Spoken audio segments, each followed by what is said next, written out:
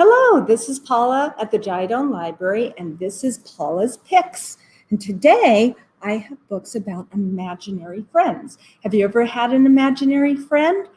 Well, these are different books about different children and their different imaginary friends. First one I'd like to read is called Dream Dog by Lou Berger and illustrated by Dave Catrow. Notice Dave Catrow's dogs. He draws the best dogs. They have such personality. And this one is called Dream Dog. Harry wanted a dog. No, more than wanted. He wanted a dog. But Harry's father worked in a pepper factory, and over the years, his nose had become twitchy and sensitive, and dogs make him sneeze. Please, Dad, a dog, Dad, begged Harry. Sorry, Harry, and "Choo!" said his father.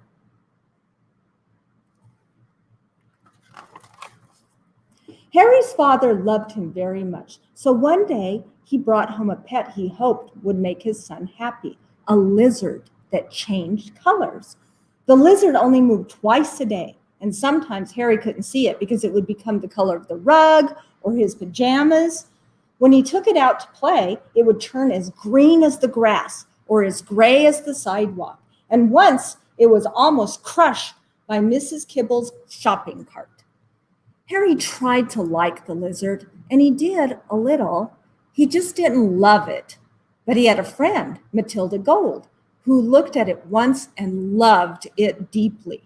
Harry let her take it home, and Matilda would gaze into the bathroom mirror with the lizard on her head and watch it turn as red as her hair.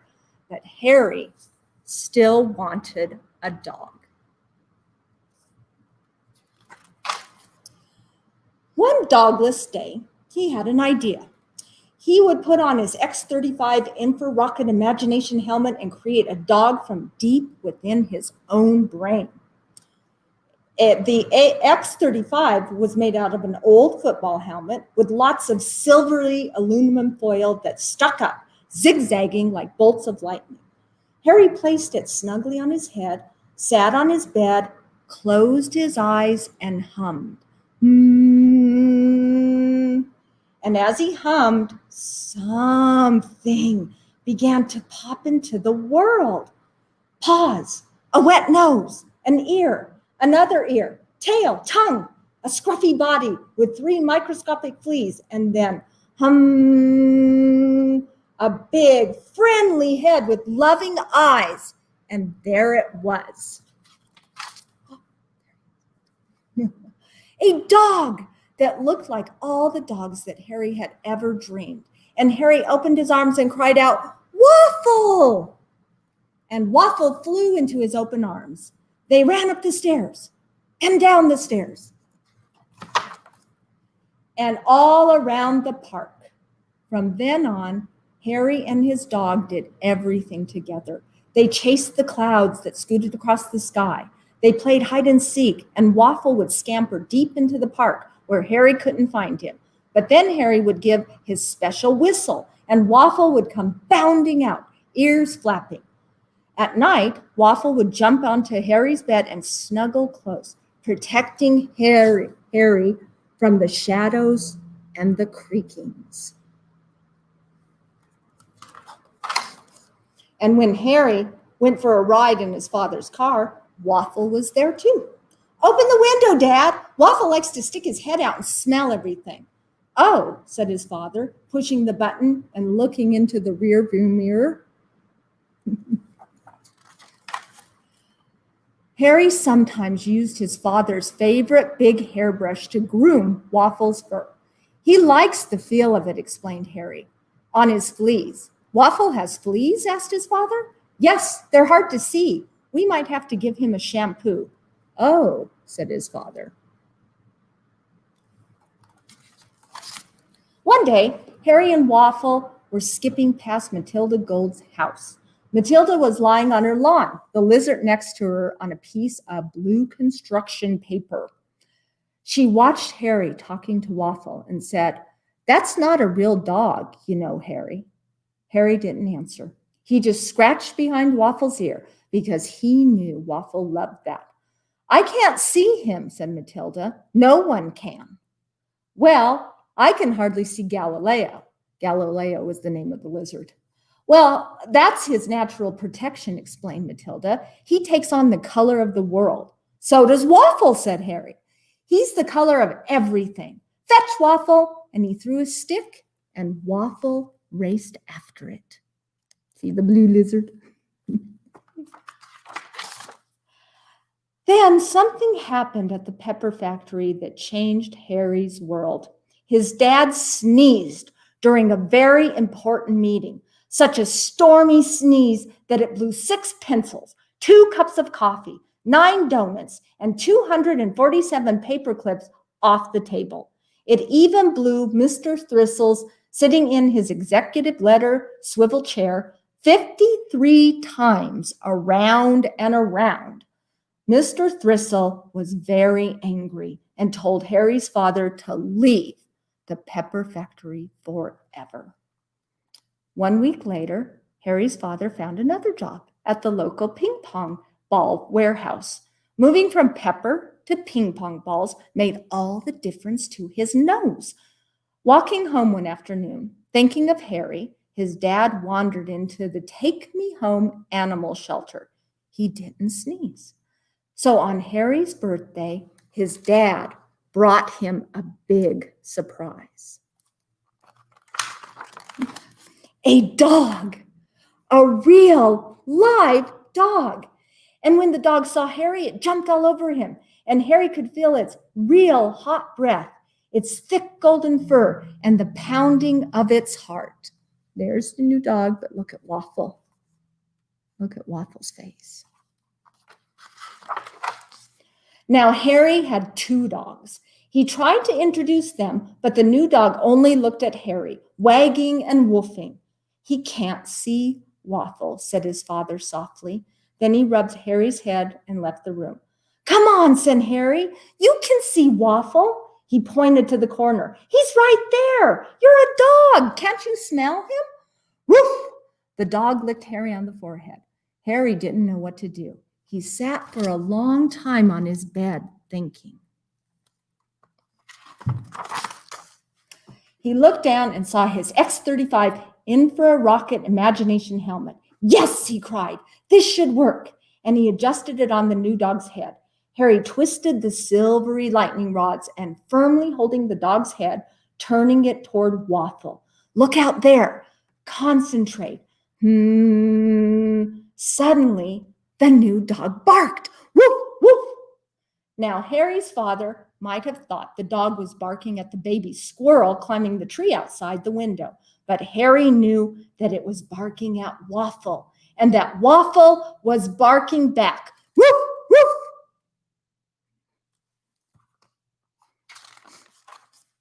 Harry was proud of the new dog, and as he looked into his eyes, he suddenly knew his name. "Bumper! Your Bumper!" Then Harry, Bumper, and Waffle bounded down the stairs, past Harry's father and out the front door. They ran down the block and past Matilda Gold, who was sitting next to something purple.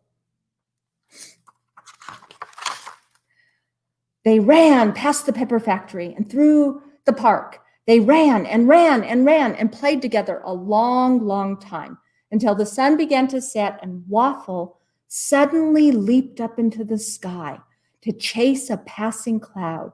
He looked like a cloud dog with misty ears flapping.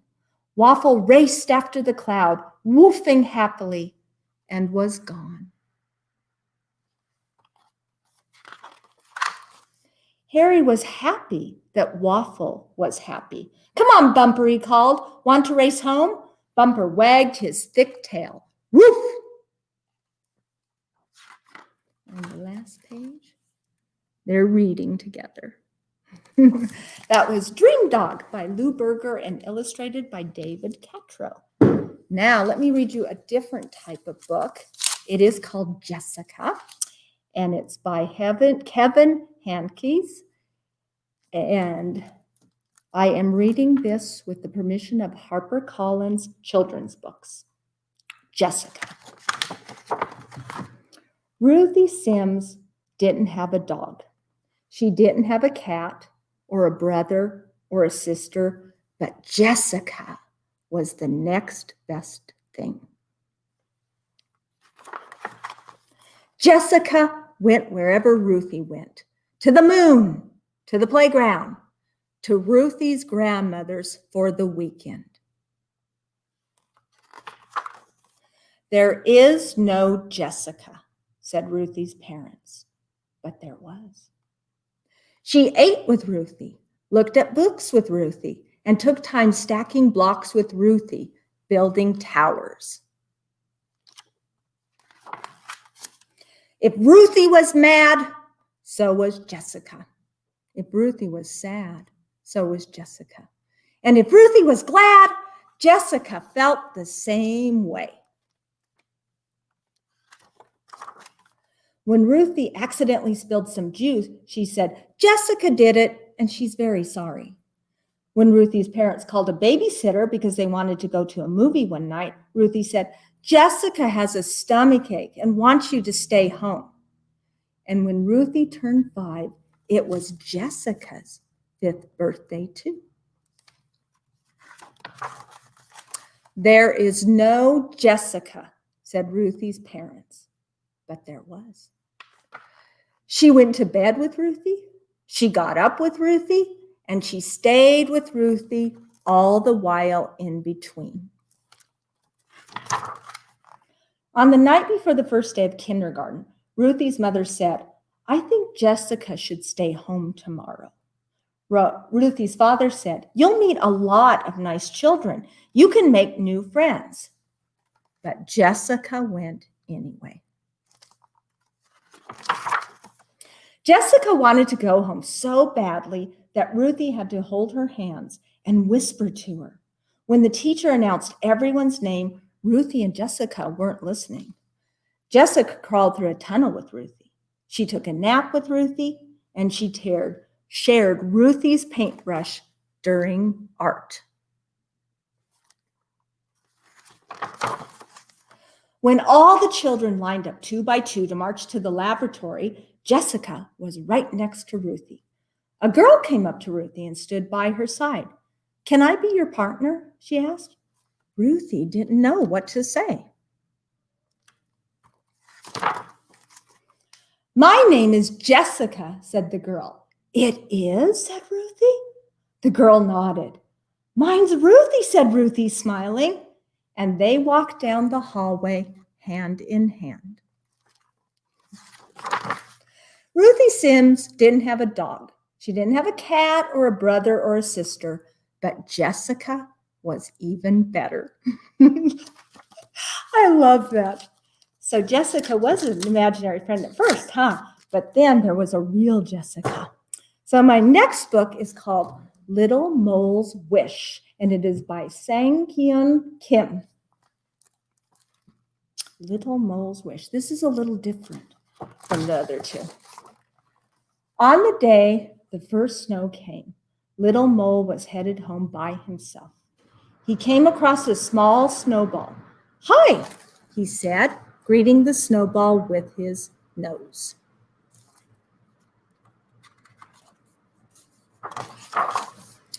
Can I tell you something? Whispered Little Mole. I just moved here. I don't have any friends. The snowball listened quietly. We're going to take the bus, said Little Mole. That's how we get home. It's going to be so much fun. He and his friend waited patiently. Along came Mr. Bear's bus. Hey, kid, you can't bring a snowball on here. But this is my friend, said Little Mole. Your friend? Snow is just snow. It'll melt. Mr. Bear drove off. Little Mole had a brilliant idea. Look what he did. He and his friend waited patiently. Looks like a bear.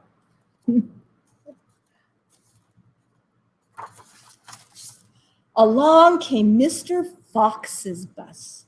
Hey, kid, you can't bring a snowball on here. But this is a bear, said Little Mole. A bear? That big lump of snow? Mr. Fox drove off.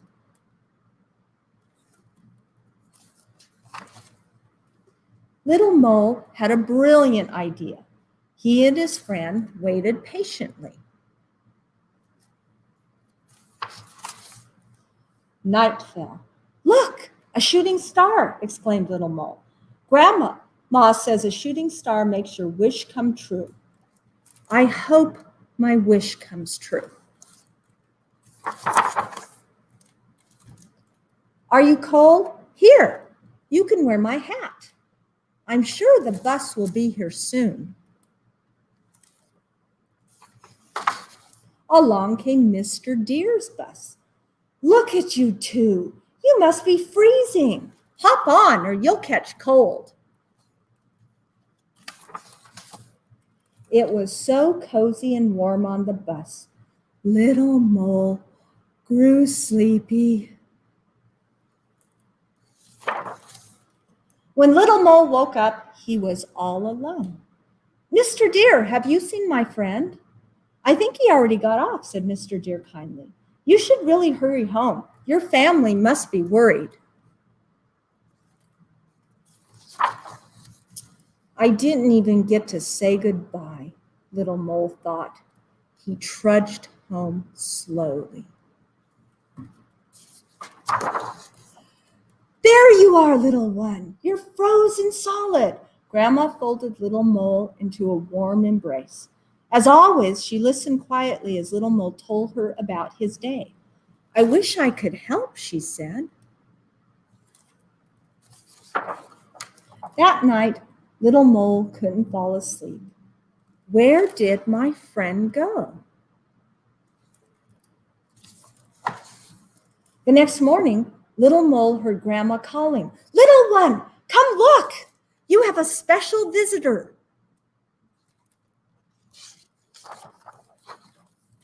There he is, his friend.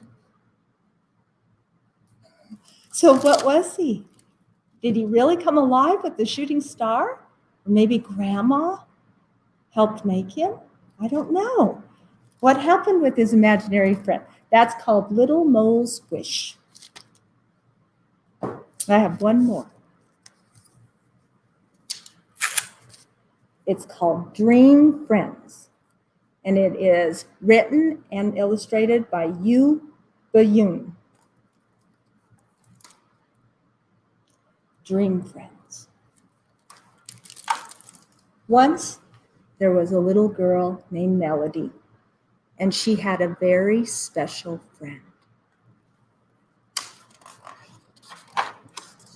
In her dreams, her friend could fly so fast.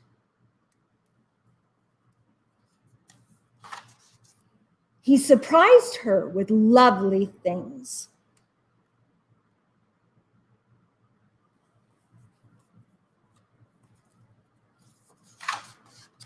They played hide and seek.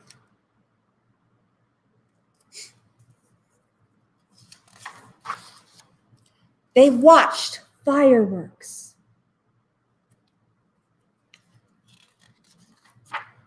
They had fun together every day and every night. But only in her dreams. Melody was new in the neighborhood, and she was too shy to talk to the other children. She wanted her dream friend in her real world. She tried to coax him out from her dream, but it didn't work.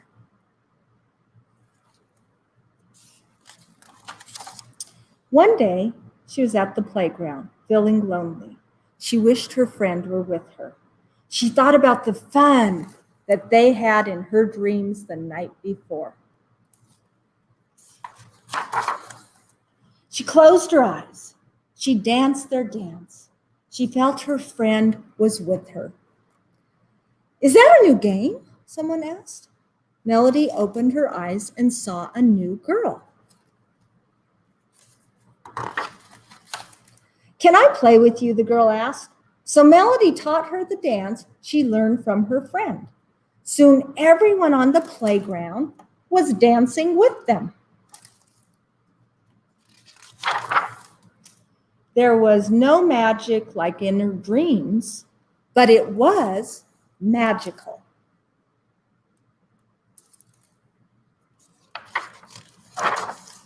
Melody's new friend wanted to meet Melody's dream friend, so they had a sleepover. Melody was hoping they could all have fun together. And they did. There they both are in the dream. That was called Dream Friend. Now I have a little craft that I think you'll like. It is making your own imaginary friend. So think about what type of an imaginary friend you want. Do you want a person or an animal? Or do you want a totally made up creature? And then what you just need is paper, colored paper, or you could do white. But since we are using cotton balls, you might like it on color. So I have one of my imaginary friends is a rabbit. There he is sleeping. So all you have to do is take a pencil, or if you're good and you don't need to draw out an outline of your animal or your person or your creature, then you could just start gluing. But I have to draw mine. So I had to draw my rabbit first, just an outline with a pencil or a pen, and then take cotton balls. Remember to pull them apart a little bit so he ends up all fluffy, and glue them on on the outside of your drawing, in the inside of where you've drawn. And then you can add anything you want to. For my little rabbit, I liked that he looked all cloudy, so I just gave him a tiny, tiny little Google eye. I love Google eyes. And then I have another friend I made, a whale shark. And I did the same thing. I drew on the outside the shark shape and then pulled cotton, put it all on, glued it all on. And I gave him his two little googly eyes. But my third friend I made differently. He's just kind of a creature. And so I drew him, put all the cotton on. He's got a big googly eye, and I used the yarn to make his funny little mouth. And then I cut him out so that he's standing like that. So you can do anything you want, and you can put anything on. I used the yarn to do the mouth, but you could have pipe cleaners, or you could put glitter on if your mom will let you use glitter. But make your little imaginary friend. And I'd like to thank you for joining me today. And remember that we are still doing the summer reading. You've got 2 days to get your July book, and then you can continue reading and earn a book for August too. And we're also still going to be giving out our kits to go, our little craft kits in August too. So do that, and thank you for joining me.